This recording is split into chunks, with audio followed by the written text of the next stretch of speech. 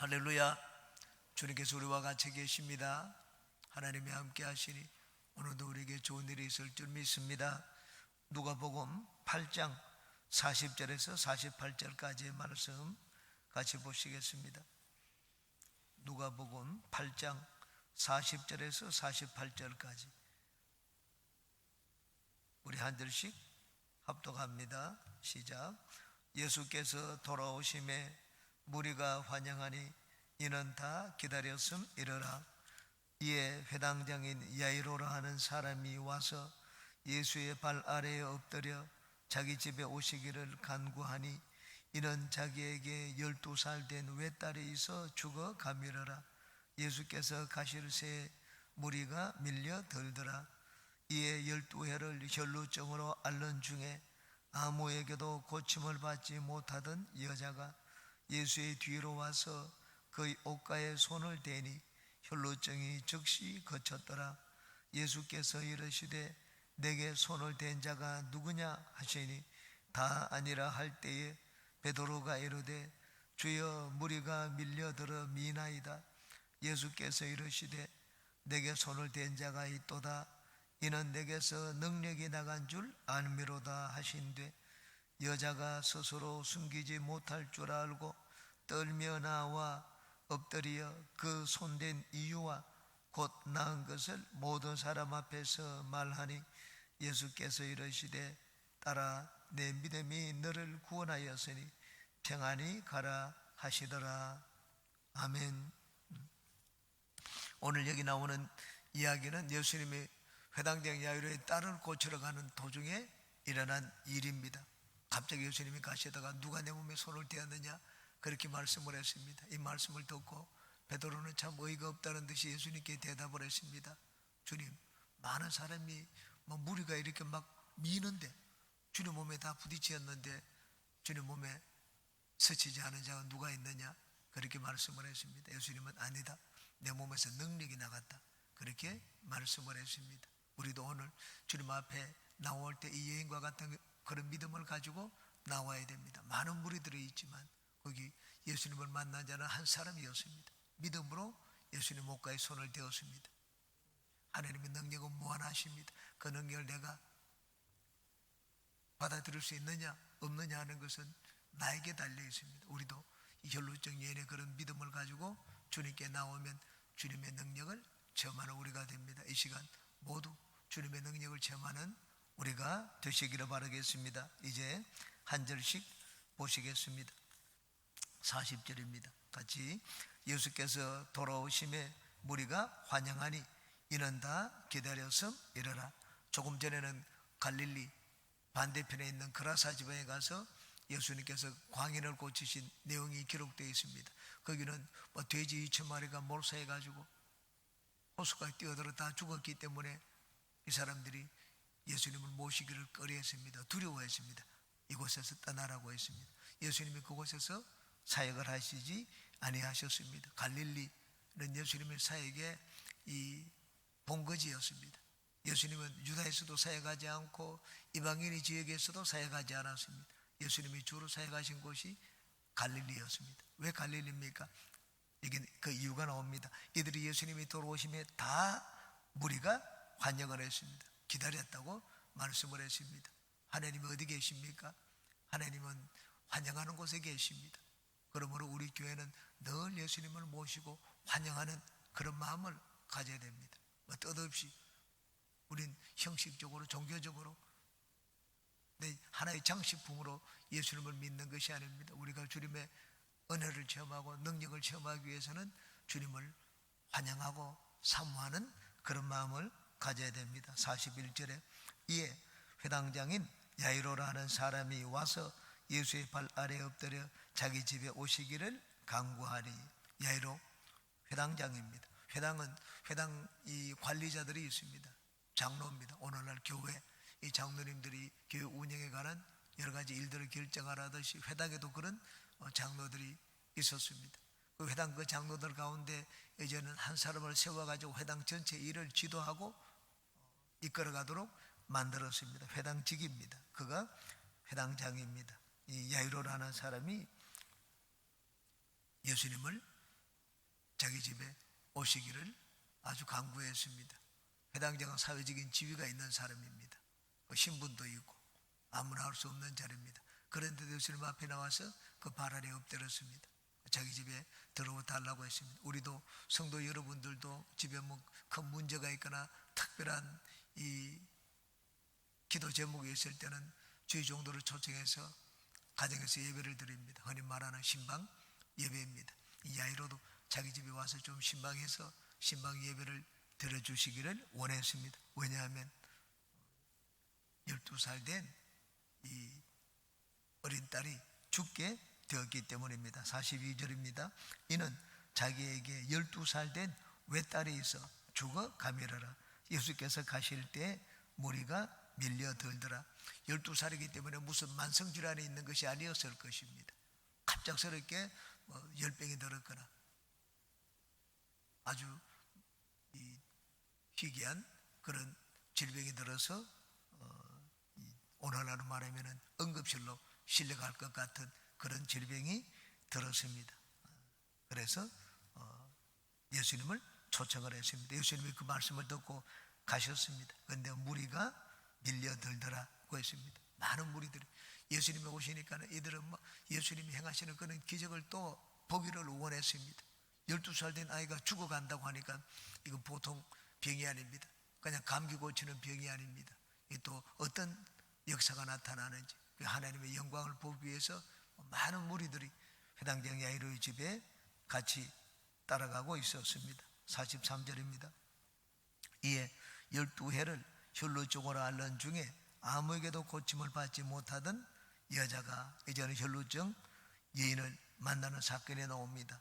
이 여인은 12해를 혈루증을 앓는 중에 아무에게도 고침받지 못했다고 했습니다.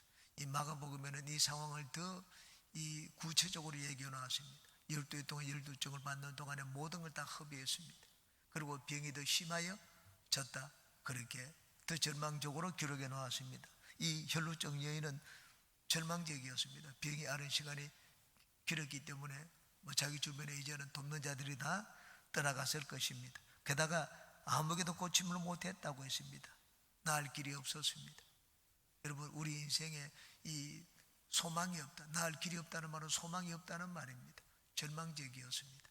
그런데 그것이 오히려 예수님께 나오는 기회가 되었습니다. 인생의 큰 위기를 만났습니다. 인생의 위기는 어떻게 보면 나를 벼랑 끝으로 몰고 가고 나를 멸망으로 이끌기도 하지만은 그것이 오히려 내가 그것을 받아들이는 태도가 달라지면은 그 위기는 나에게 운명을 바꾸는 기회가 될 수가 있습니다. 혈루증 여인은 너무나 절망적이었기 때문에, 이제 앞에는 소망이 없었기 때문에 예수님께 나오게 되었습니다. 필사적인 그런 마음으로 예수님을 찾았습니다. 그래서 예수님의 은혜를 체험하고 인생의 운명이 바뀌게 되었습니다. 우리도 인생의 어려움을 만나는 분들이 있습니다. 어려움을 보면 앞에 갚을 길이 있고 나을 길이 있고 문제가 해결될 길이 있으면 괜찮습니다.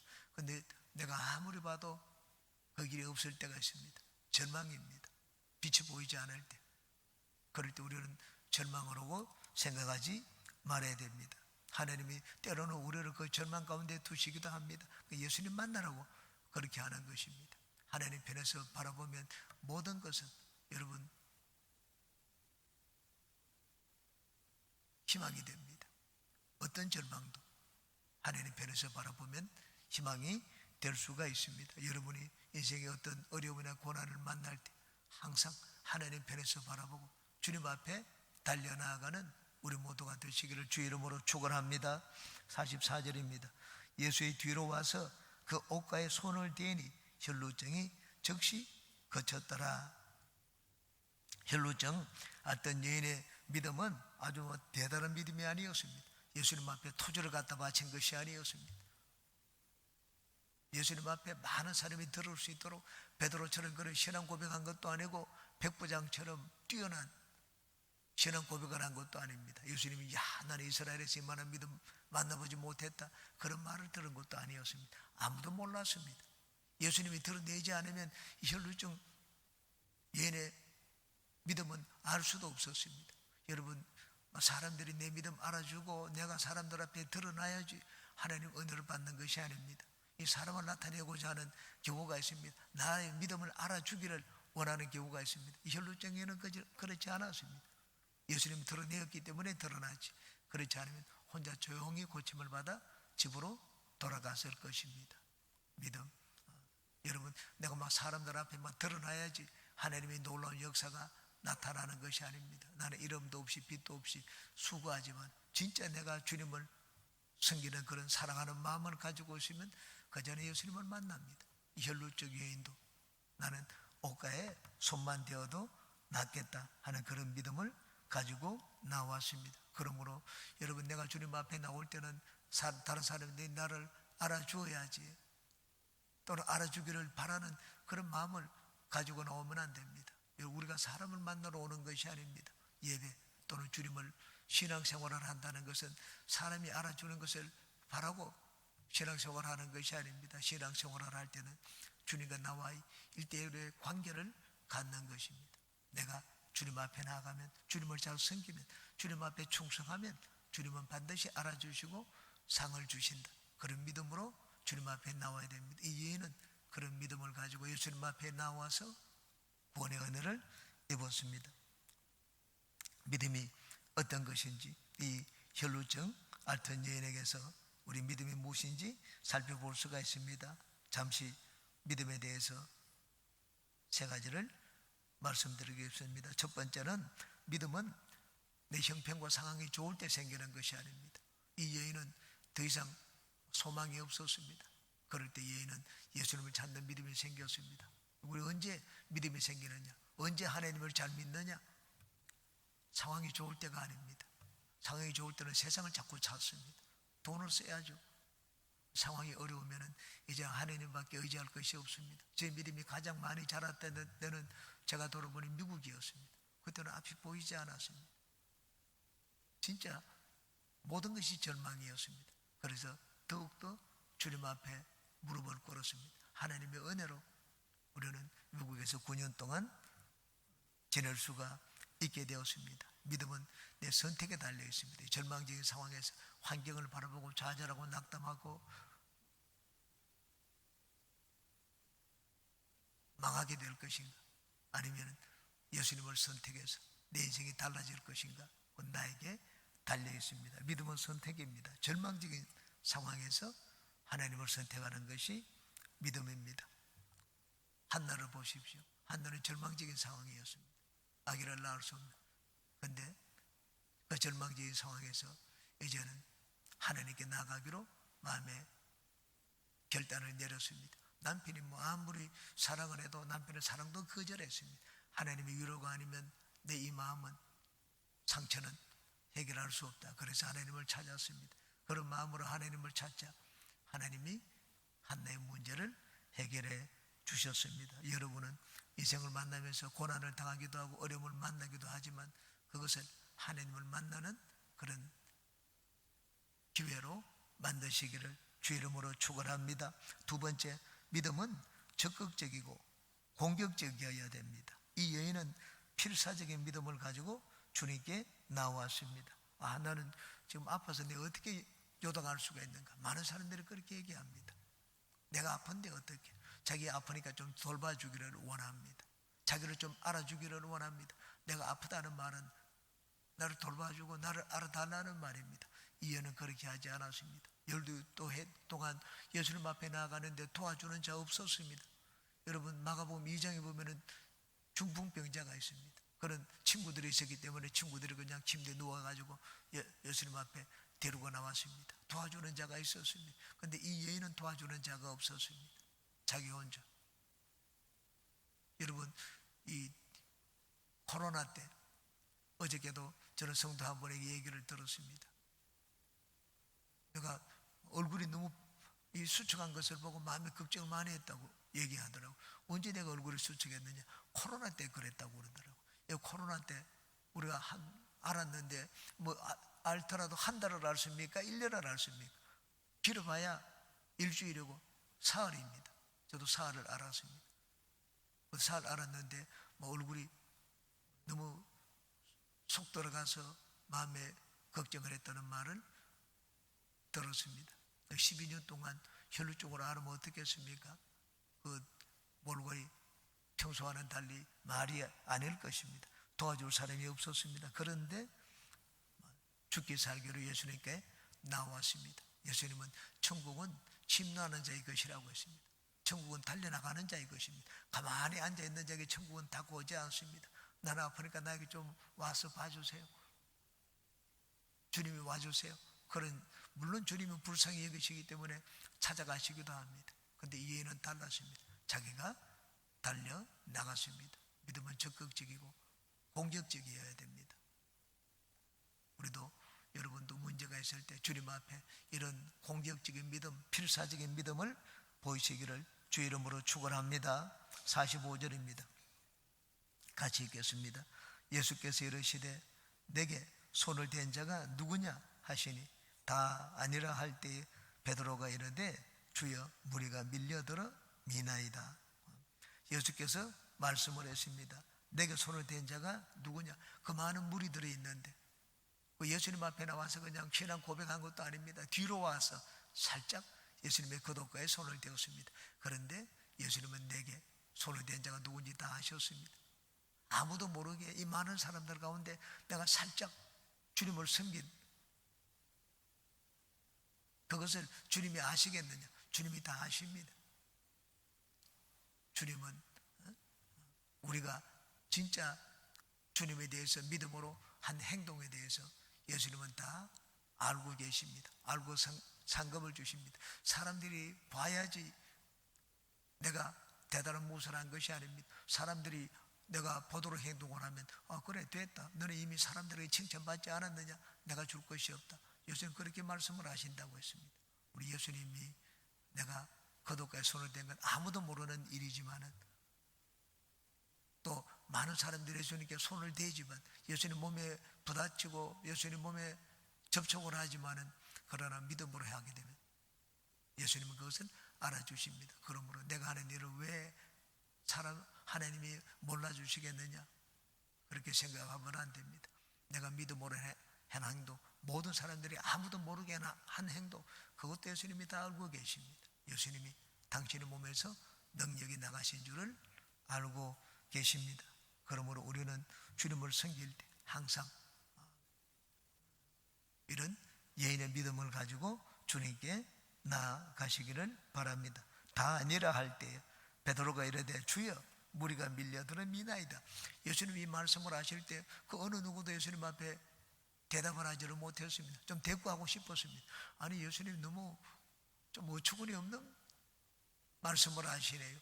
이 많은 무리가 가면서 예수님 몸에 안 대인 자가 없는데 누가 내 몸에 손을 대었느냐? 참 너무 어처구니 없는 말씀입니다. 그렇게 말을 다 마음으로는 하고 싶었습니다. 근데 내뱉지를 못했습니다. 근데 베드로는 용감했습니다. 용감했기 때문에 예수님 앞에 대표해서 그렇게 얘기를 했습니다. 그 지도자적인 자격이 있습니다. 하나님이 베드로를 그냥 지도자로 세운 것이 아닙니다. 예수님 같이 다니면서요 베드로가 어떤지를 예수님이 여러 번 체험을 했습니다. 여기서도 마찬가지입니다. 아주 막 예수님 앞에 어처구니 없을 때는 예수님의 행동이 맞지 않을 때는 자기 주장을 얘기하곤 했습니다. 46절에 예수께서 이르시되 내게 손을 댄 자가 있도다. 이는 내게서 능력이 나간 줄 알미로다 하신대. 베드로의 그 질문과는 달리 예수님이 당신의 몸에서 능력이 나갔다는 말씀을 하셨습니다. 하나님의 은혜가 무엇인지 우리에게 잘 보여줍니다. 은혜는 일방적인 것이 아닙니다. 하나님의 은혜는 그냥 막 하나님의 능력이 많기 때문에 막 무조건 나누어 주는 것이 아닙니다. 하나님의 은혜를 나누어 주시되 믿음이 있는 자에게 그 은혜를 나누어 주시고 능력을 베풀어 주시는 것을 볼 수가 있습니다. 많은 사람이 예수님의 몸에 손을 대었습니다. 그렇지만 이들은 구경하러 갔습니다. 전부 구경꾼들이었지. 내가 내 문제를 해결하겠다. 이 기회에 예수님과 함께 가는 모신 이 기회가 생겼는데 내가 멀리 가서 예수님 몸에 손을 대겠다 그런 생각을 가진 자가 없었습니다. 구경하러 가는 자들이었습니다. 우리는 하나님을 섬기는데 구경꾼이 되면 안 됩니다. 저는 여의도에 있을 때 사람들에게 우리 여의도 순복음교회를 많이 자랑을 했습니다. 우리 교회가 더 크다. 영락교회는 몇 명이 되느냐. 저 친구 영락교회 나오고 저는 여의도 나갔습니다. 우리 교회를 자랑을 했습니다. 그런데 그보다 더 중요한 것은 우리가 얼마나 교회가 크냐 대단하냐 그것이 아닙니다. 내가 주님을 만나는 것입니다. 그것이 중요한 것입니다. 주님을 만나는 것이 중요합니다. 그러므로 우리는 예배를 드릴 때 어떤 일이 일어나느냐, 오늘은 몇 명이 고침을 받느냐, 일어서는 사람이 몇 명이냐, 그것을 보는 것이 중요하지 않습니다. 내가 하나님의 은혜를 입는 것이 더 중요합니다. 그러므로 여러분은 주님 앞에 나올 때 항상 내가 주님을 만나는 것, 오늘도 주님을 만나서 은혜를 받겠다 하는 그런 마음을 가지고 주님께 나오시기를 바랍니다. 47절입니다. 여자가 스스로 숨기지 못할 줄 알고 떨며 나와 엎드려 그 손댄 이유와 곧 나은 것을 모든 사람 앞에서 말하니, 여인이 이제는 나와서 이실 직고했습니다. 그 손댄 이유와 곧 나은 것을 이라고 했습니다. 손댄 이유는 여인의 믿음이었습니다. 어떻게 해서? 이 여인이 쉽게 말하면 간증을 한 것입니다. 예수님 앞에 나와서 간증을 했는데 내가 이렇게 해서 손을 떼었다. 여인의 믿음을 얘기를 했습니다. 내가 금식하고 내가 하나님을 섬겼더니 내가 이런 일을 했더니만은 이런 일이 나타났다. 곧 나은 것. 하나님이 이런 은혜를 베풀어 주셨더라. 보통 사람들이 하는 간증입니다. 내가 이렇게 했더니 하나님이 이런 은혜를 베풀어 주셨다고 얘기를 했습니다. 여기에서 우리는 이 여인의 믿음이 어떤 것인지를 다시 한번 볼 수가 있습니다.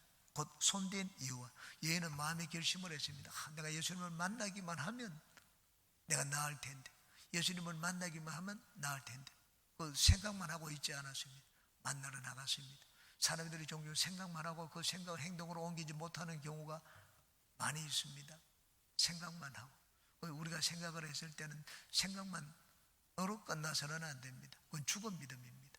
생각이 행동으로 나타나야지 살아있는 믿음입니다. 예수님께 나가면 나을 텐데, 생각만 가지고 있는 것, 그건 죽은 믿음이지 행동으로 나타나는 믿음이 아닙니다. 우리가 주님 앞에 믿음을 보일 때는 이 은혜를 잊기 위해서는 행동으로 보이는 믿음을 주님께 보여야 됩니다. 행동으로 나타나는 믿음을 보여야 됩니다.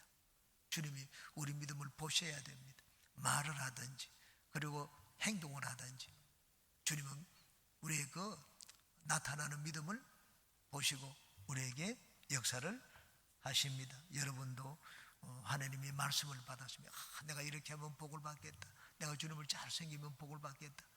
저 이렇게 주님 잘 섬기니 복을 받는구나. 그럼 나도 좀 시간이 있으면 잘 섬기겠다. 지금은 어려우니까 내가 학교를 졸업하면 잘 섬기겠다. 내가 은퇴를 하면 잘 섬기겠다. 내가 이 문제가 해결되면 잘 섬기겠다. 마음의 생각만 하는 것입니다. 생각을 하나님을 잘 섬기면 복 받겠다. 그럴 때는 미루지 마십시오. 내 형편이 어떤데 시간이 어떤데 그건 이게 나중에 믿음이 죽어버리고 사장되어버리고 맙니다. 여러분은 마음에 이렇게 하면 이런 일이 일어나겠다. 그럴 때는 그것을 행동으로 나타내 보이시기를 주님의 이름으로 축원합니다. 48절입니다. 함께 읽겠습니다. 예수께서 이르시되 따라 내 믿음이 너를 구원하였으니 평안히 가라 하시더라. 예수님의 이 여인의 믿음을 사람들 앞에 보였습니다. 왜 보였습니까? 이 여인의 이 행동은 특별했습니다. 우리는 예수님을 믿습니다. 예수님을 믿는다는 말은 예수님을 높인다는 말이고 예수님을 하나님으로 인정한다는 말입니다. 예수님은 진짜 대단한 분입니다. 예수님은 능력이 많은 분입니다. 내 문제를 해결할 수도 있습니다. 어느 정도로 능력이 많습니까? 예수님 앞에 나가서 막 말을 하고 대단한 무엇을 해드리고 섬기고 그래야지 내가 예수님의 능력을 체험하는 것이 아닙니다. 내가 예수님 앞에 나가서 이게 막 몸을 붙드는 것도 아니고 겉옷에 손만 대어도 낫겠다. 여러분, 능력이 뛰어나면은 손만 대어도 낫습니다. 저는 의사가 병을 고치는데 제가 고등학교 교사로 있을 때 그 학생의 학부모 가운데 오세정 한의원이라고 이 동부 이천동에 있는 한의원입니다. 그 한의사에게 오세정 한의사에게 가서 의사가 어떤 종류의 의사가 있는지 얘기를 들었습니다. 의사에도 이렇게 이 진찰을 하고 막 소리를 들어보고 청진기로 소리를 들어보고 그 속을 이게 째서 들여다보고 그래야지 병의 원인을 아는 의사가 있다고 했습니다. 가장 적합한 의사라고 그러더라고요. 그리고는 이 사람을 보고 말을 듣고 어디가 아프냐 말을 들어보고 얼굴을 보고 어디가 막 이상했는지 보고 고치는 의사가 있다고 했습니다. 그 중급 의사라는 말을 들었습니다. 진짜 의사는 어떻게 하는가? 상대방을 물어보지도 않습니다. 숨소리만 듣고 얼굴만 보고 심지어는 떨어져 있더라도 옛날에는 이 나라에 왕비의 병을 고칠 때는 몸에 손을 대지를 못합니다. 몸에 문제가 있는지 실을 몸에 저걸 감아가지고 내가 그 실을 보고 실의 진동을 느끼고 그 실을 진동을 느끼고 그 사람이 임신을 했는지 병이 어디가 아픈지 그걸 안다고 했습니다. 그건 진짜 용한 의사입니다. 그래서 그분이 의사에도 종류가 있다 하는 말을 들었습니다. 예수님이 이 능력이 많습니다. 그런데 이렇게 막 손을 대야지 나오면은 능력이 있죠. 능력이 나타나는 경우. 그런데 이분은 예수님이 직접 나타나서 자기에게 손을 얹고 해야지 자기가 낫는다고 생각하지 않았습니다. 예수님의 능력을 한없이 인정을 했습니다. 예수님을 한없이 높였습니다. 예수님은 나한테 직접 손 안 대도 그 겉옷 자락 이 몸이 아니고 옷자락만 만져도 내가 낫는다고 생각을 했습니다. 왜? 은혜가 하나님의 능력이 한이 없기 때문에 흘러넘치기 때문에 그 겉옷자락만 만져도 내가 낫는다. 예수님을 인정을 했습니다. 우리가 예수님을 어느 정도 인정을 합니까? 예수님이 이 여인을 많은 사람 앞에 드러내놓았습니다. 이 여인의 믿음을 보라고 했습니다. 너희들은 막 나에게 와서 막 만져줘야지 나을 줄 알고 막 어떤 말을 들어야지 나을 줄 알고 그러는데 이 여인은 옷자락만 만져도 내 능력이 나갈 줄 알았다고 했습니다. 예수님의 능력이 그만큼 어마어마하다는 것입니다. 우리가 주님 앞에 나아갈 때는 주님을 인정하고 높여야 됩니다. 주님을 인정하고 높이는 만큼 그 덕을 누가 봤습니까? 내가 봤습니다. 여러분은 주님께 나올 때 여러분 주님을 산 가운데 모시고 이 문제가 있을 때 내가 누구에게 먼저 달려갑니까? 돈 있는 사람 먼저 달려가면 예수님은 2순위입니다. 우리는 인생을 살 때 항상 예수님을 높여야 됩니다. 예수님을 최고로 높여야 됩니다. 예수님을 항상 여러분 문제 해결의 제일 순위에 두어야 됩니다. 예수님을 높이면 우리가 그 혜택을 받습니다. 너희 믿음이 너를 구원하였으니 평안히 가라고 말씀을 했습니다. 우리는 주님 앞에 나아갈 때 이 예과 같은 믿음을 가지고 나아가서 주님께 은혜를 입고 또 칭찬받는 우리 인생이 되시기를 주의 이름으로 축원합니다.